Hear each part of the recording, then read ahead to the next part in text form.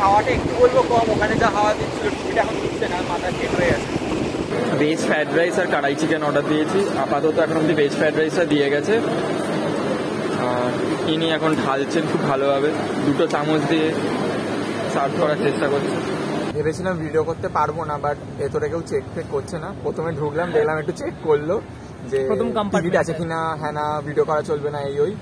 আর এখন প্রায় 10টা বাজতে যায়, তো আমরা খাবার নিয়ে নিয়েছি, হোটেলে গিয়ে খাবো, কারণ আর বসে এখন খাওয়ার মতন টাইম নেই। আজ আমাদের ভাইজ্যাগের প্রথম দিন। আগের ভিডিওটায় বলেছিলাম কিভাবে হাওড়া থেকে ভাইজ্যাগ আসবেন কম খরচে আর কি কি ঘুরে দেখে নেওয়ার জায়গা আছে। এই ভিডিওতে আপনাদের বলবো প্রথম দিন হোটেলে চেক ইন করার পর কোন কোন জায়গায় ঘুরে দেখে নেবেন। প্রথমেই বলে দিই আমাদের এই ট্যুর 5 দিনের। হোটেলে চেক ইন করার পর ড্রেস চেঞ্জ করে বেরিয়ে পড়লাম ব্রেকফাস্ট করতে। অন্ধ্রপ্রদেশ মানেই কিন্তু সাউথ ইন্ডিয়ান খাবার, আর সাউথ ইন্ডিয়ান খাবার মানেই আমাদের মাথায় সবার আগে ইডলি আর ধোসাই আসে। তাই প্রথম দিনই এসে একটু সাউথ ইন্ডিয়ান খাবার ট্রাই করে ফেললাম। রুটি নয়, অন্য কিছু যদি পাওয়া যেত। আমাদের ব্রেকফাস্ট এসে গেছে, ইডলি 1 প্লেট 25 টাকা নিল, 2 পিস দিয়েছে, খুবই বড় সাইজ। আর এখানে সাম্বার চাটনি সবই দিয়েছে। খুবই গরম খাবার সার্ভ করেছে, আর সেটা খুবই ঝাল। ইডলিটা লিটারালি খুবই নরম, মানে এতটা নরম ইডলি আমাদের ওখানে ওয়েস্ট বেঙ্গলে পাওয়া যায় না, মানে ধরতে গেলে ভেঙে যাচ্ছে লিটারালি ব্যাপার। এক্স্যাক্টলি, খেতে খুবই সফট, মুখে দিলেই পুরো মিলিয়ে যাচ্ছে জিনিসটা, এতটাই ভালো। আর যা সার্ভ করছে এই লাল ব্যাপারটা সব জায়গায় দেওয়া হয় না এখানে আমাদের ওখানে। ঝাল আছে, এটা কী জিনিসটা আমি তো বুঝতেই পারলাম না। তাই না, টক টক ঝাল ঝাল। যাই হোক ভালো খেতে, এটা যাই হোক না কেন ভালো খেতে। এক্স্যাক্টলি, টকও আছে, ঝাল কিছুটা নেই। না এবার ছালাতে ঝাল সেরকম নেই।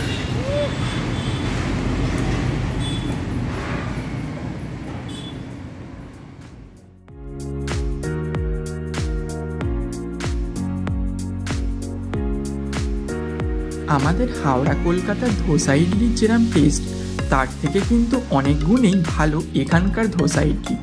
দামেও কম আর খাবারের কোয়ালিটিও অসাধারণ। ব্রেকফাস্ট করার পর এগিয়ে চললাম সমুদ্রের দিকে। একটা বেশ নোনতা হাওয়া আর সমুদ্রের ঢেউয়ের আওয়াজ আসতে লাগলো। সমুদ্র থেকে না থাকতে পেরে নেমে পড়লাম একটু পা ভেজাতে। ফাইনালি পুরো একদম বিচের সামনে চলে একদম, মানে একদম সামনে হাত বাড়ালে এখানে হাওয়াটা একটু বলবো কম, ওখানে যা হাওয়া দিচ্ছিল টিকিটা এখন দিচ্ছে না, মাথা সেট হয়ে আছে। তাও হাওয়া দিচ্ছে, বলবো না হাওয়া নেই, এদিক থেকে হাওয়াটা আসছে। হাওয়াটা একদম দিচ্ছে, গাড়িটা মাথার মতো না। জানি না অডিও কোয়ালিটি কেমন আসবে, যা আওয়াজ দিচ্ছে জলে।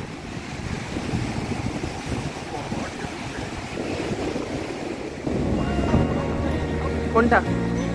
হ্যাঁ জানি না তো। আরে ওই মন্দিরগুলো আছে না। আমরা ভুল করে একটা অন্য বিচে নেমে পড়েছিলাম। পোড়া কাঠ, মিষ্টির বাক্স, ফুল এইসব পড়ে থাকায় বুঝতে পারলাম এখানে হোমযজ্ঞ হয়। অবশ্য পরে সেটা ভালো করে বুঝতে পারলাম যখন জন্তু জানোয়ারের খুলি আর হাড় পড়ে থাকতে দেখলাম। হ্যাঁ, কিছুটা ভয় দুজনে পেয়ে গেছিলাম, তাই তাড়াতাড়ি বেরিয়ে আমরা আরকে বিচের দিকে এগোতে লাগলাম।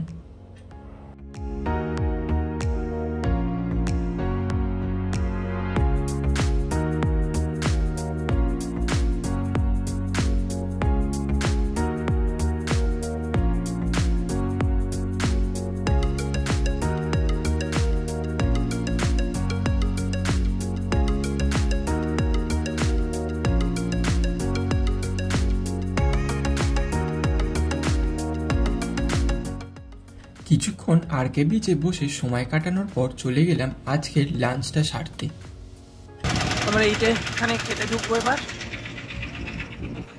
এখানে একটা সামনাসামনি রেস্টুরেন্ট পাচ্ছে, অনেক কিছু মেনু আইটেমস আছে। চলুন ভেতরে গিয়ে দেখি কি কি পাওয়া যায়। ফাইনালি আমাদের খাবার এসছে। আমরা ভেজ ফ্রাইড রাইস আর কড়াই চিকেন অর্ডার দিয়েছি। আপাতত এখন অব্দি ভেজ ফ্রাইড রাইসটা দিয়ে গেছে। ইনি এখন ঢালছেন খুব ভালোভাবে, দুটো চামচ দিয়ে সার্ভ করার চেষ্টা করছে। অ্যাকচুয়াল সার্ভ করে দেওয়ার লোক এসে গেছে।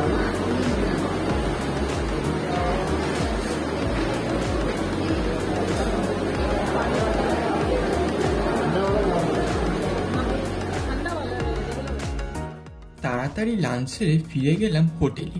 কিছুক্ষণ রেস্ট নিয়ে আবার বিকেল করে বেরিয়ে পড়লাম। গন্তব্য সাবমেরিন মিউজিয়াম আর এয়ারক্রাফট মিউজিয়াম।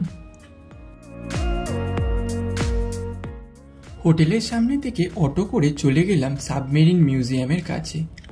রাস্তার এপার ওপার অবস্থিত সাবমেরিন মিউজিয়াম আর এয়ারক্রাফট মিউজিয়াম। আমরা প্রথমে চলে গেলাম সাবমেরিন মিউজিয়াম দেখতে।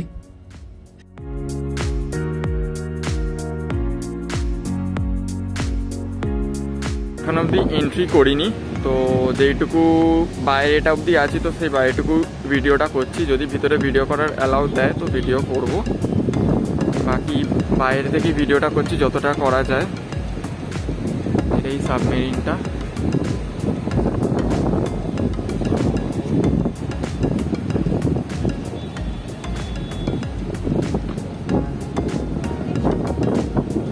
এখান দিয়ে এন্ট্রেন্স, এখান দিয়ে উঠে ভিতরে ঢুকতে হয়। আর ওখানে টিকিটটা চেক করবে, তাই জন্য ওটা সামনে গিয়ে ভিডিও বেশি করবো না। কুরসুরা সাবমেরিন, যার পুরো নাম হলো INS কুরসুরা S-20। এটি ছিল ভারতের পঞ্চম সাবমেরিন। টানা 31 বছর সার্ভিস দেওয়ার পর 2001 সালে 27শে ফেব্রুয়ারি এটি রিটায়ারমেন্ট হয়ে যায়। তারপর 2002 সালে 9 আগস্ট এই সাবমেরিনটি মিউজিয়াম হিসেবে উদ্বোধন করা হয়।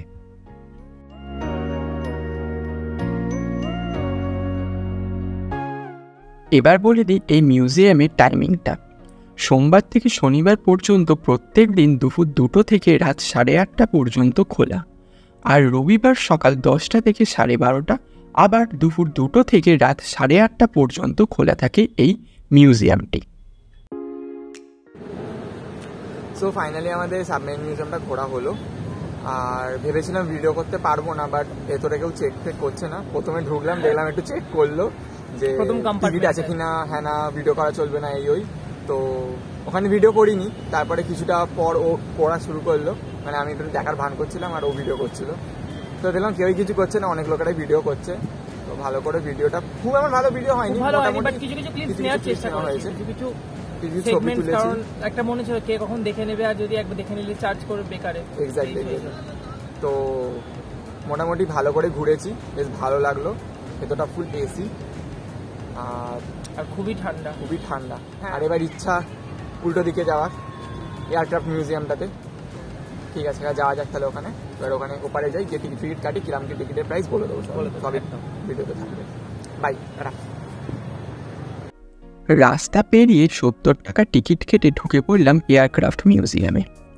এই ফাইটার প্লেনটির পুরো নাম হচ্ছে টুপোলেভ TU-142 এয়ারক্রাফট। বিগত 29 বছর সার্ভিস দেওয়ার পর 2017 সালে 29শে মার্চ এইটার রিটায়ারমেন্ট হয়। তারপর 2017 সালে 8ই ডিসেম্বর এই এয়ারক্রাফট মিউজিয়ামটার উদ্বোধন করা হয়।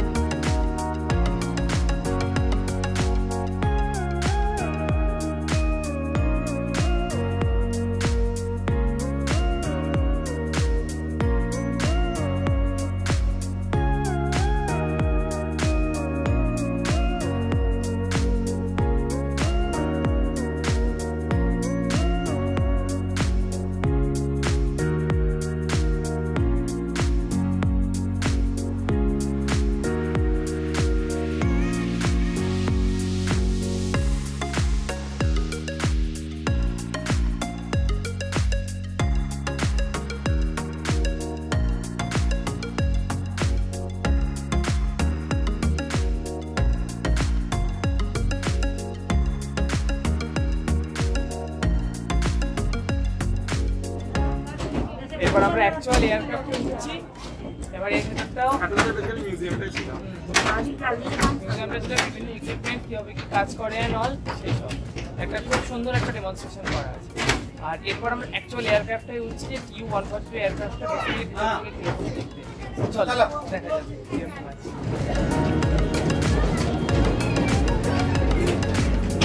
তারপর আমরা যে জিনিসটার সম্বন্ধে, জিনিসের ওয়ার্কিং এ নয় সব কিছু ডেমনস্ট্রেশন দেখে এলাম, সেটারই এবার আমরা ভেতরে আমরা এন্টার করতে চলেছি।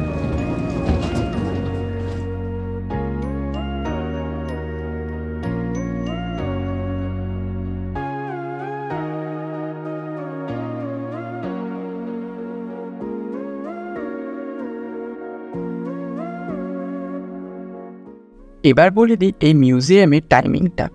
সোমবার থেকে শনিবার পর্যন্ত প্রত্যেক দিন দুপুর 2টো থেকে রাত 8:30 পর্যন্ত খোলা, আর রবিবার সকাল 10টা থেকে 12:30, আবার দুপুর 2টো থেকে রাত 8:30 পর্যন্ত খোলা থাকে এই মিউজিয়ামটি।